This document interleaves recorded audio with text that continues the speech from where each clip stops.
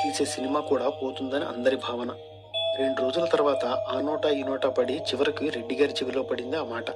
వెంటనే art director గోఖలేని పిలిచి, అప్పటిదాకా శ్రీకృష్ణుడంటే పగటి వేషగాళ్ళు వేసేది, డ్రామాల్లో వేసేది ఒక అట్ట కిరీటం నెత్తి మీద పెట్టుకొని ఒకే ఒక్క నెమలి పింఛంతో కనిపిస్తారు శ్రీకృష్ణుడు. అప్పటిదాకా అన్ని సినిమాల్లో అదే అప్పటిదాకా అన్ని సినిమాల్లో అదే విధంగా ఉండేది.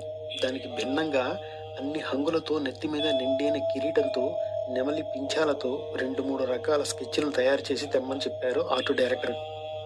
వాటన్నిటి నుండి ఒకదాన్ని ఎన్నుకొని ఆ విధంగా శ్రీకృష్ణుడి వేషం తయారు చేయించారు కేవీ రెడ్డి గారు.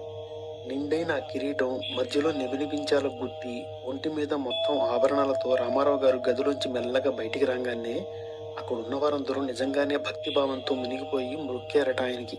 ఇక అప్పటి నుండి శ్రీకృష్ణుడి వేషం అంటే ఆయనే వెయ్యాలని, అలాగే ఉండాలని ముద్రపడిపోయింది. కేవీ రెడ్డి గారు సినిమా నిర్మాణం విషయంలో ఎవ్వరి జోక్యాన్ని ఇష్టపడరు. తానే అన్ని నిర్ణయాలు తీసుకుంటారు. మాయాబజార్ సినిమాకి ఎన్టీ రామారావు గారిని శ్రీకృష్ణుడిగా నిర్ణయించారు కేవీ రెడ్డి గారు. అది తెలిసి ముందుగా తన స్టాఫే ఆశ్చర్యపోయి నిట్టూర్పులు విడిచారు వెనక్కి వెళ్ళి. ఎందుకంటే అంతకుముందు రామారావు గారు శ్రీకృష్ణుడి వేషం వేసిన 2 సినిమాలు అట్టర్ ఫ్లాప్ అయ్యాయి. అదే సెంటిమెంట్ ఫీల్ అయ్యారు స్టాఫ్ అందరూ. ఇంత కష్టపడి తీసే సినిమా కూడా పోతుందని అందరి భావన. 2 రోజుల తర్వాత ఆ నోటా ఈ నోటా పడి చివరికి రెడ్డి గారి చెవిలో పడింది ఆ మాట.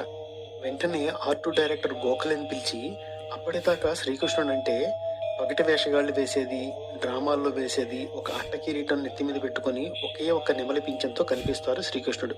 అప్పటిదాకా అన్ని సినిమాల్లో అదే విధంగా ఉండేది. దానికి భిన్నంగా అన్ని హంగులతో నెత్తి మీద నిండైన కిరీటంతో నెమలి పింఛాలతో 2-3 రకాల స్కెచ్లను తయారు చేసి తెమ్మని చెప్పారు ఆర్ట్ డైరెక్టర్.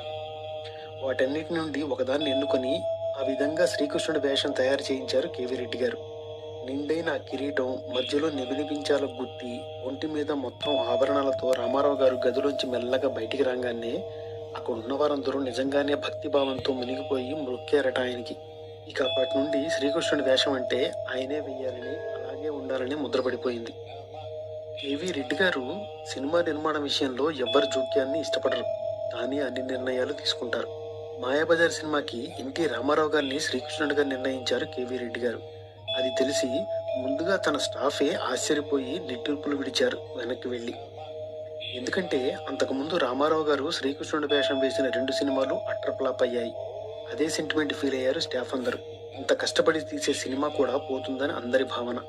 2 రోజుల తర్వాత ఆ నోటా ఈ నోటా పడి చివరికి రెడ్డి గారి చెవిలో పడింది ఆ మాట. వెంటనే ఆర్ట్ డైరెక్టర్ గోఖలేని పిలిచి, అప్పటిదాకా శ్రీకృష్ణుడంటే